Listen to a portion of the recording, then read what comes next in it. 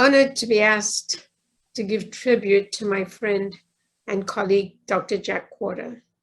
He died recently in February 2019 at the age of 77. I had briefly crossed paths at a conference as I was finishing up my PhD in 1995. I knew of him as a respected, prolific, and admired academic from the University of Toronto, rather a big shot. Then one day, in 1996, I received an email, and then I really got to know him. The email was regarding one of his students who had just defended her PhD, and he wrote to me if I knew of any positions at my university where she could qualify for a job. As her supervisor, he had sent out tens of emails to his academic contacts, searching for a job to place his recent PhD graduate. You can see that speaks volumes. At least it spoke volumes to me. Jack Quarter, over the years, became a beloved friend, colleague, and mentor.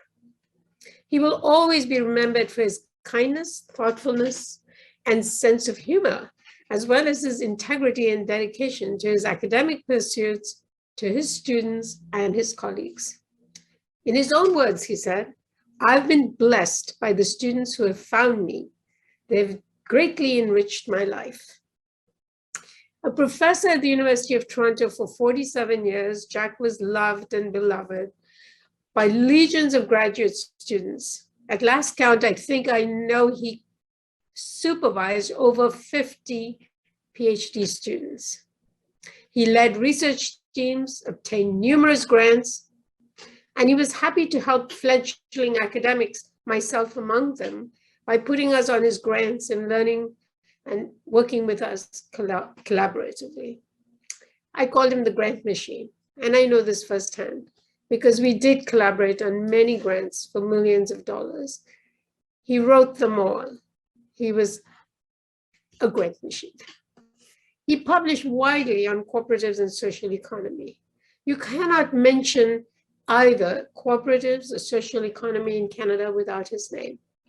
In fact, I just recently counted 1.4 million hits on Google Scholar when I put his name in.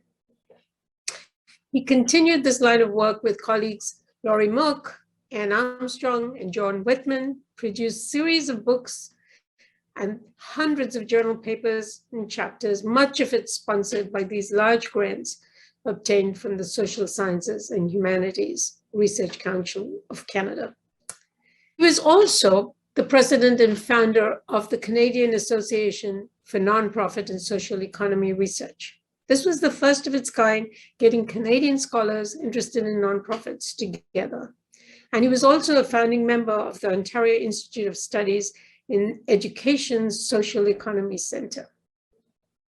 He really put the nonprofit sector, both through his students, his work, as well as the social economy sector, on the map in Canada. He's certainly, I would say, the founder of the studies of nonprofits in Canada. He was also a passionate and determined advocate for social justice. He walked the talk. His early works were on kibbutz, on unions, on cooperatives, because he believed the world could be a better place if people didn't simply ascribe to the competitive market economy. Writing was one of Jack's passions. And besides his prolific academic writing, what people don't know is Jack dabbled in fiction. He wrote a radio play that was broadcast on BBC, and he authored a novel. But this is the full, comprehensive picture of a man I've come to respect and love. It was with great sadness when we found out that he had been diagnosed with terminal cancer. And when I wrote to him, he said, "I have very little regrets. I have lived a full life and I am content." Thank you for letting me give this tribute to a wonderful colleague and mentor.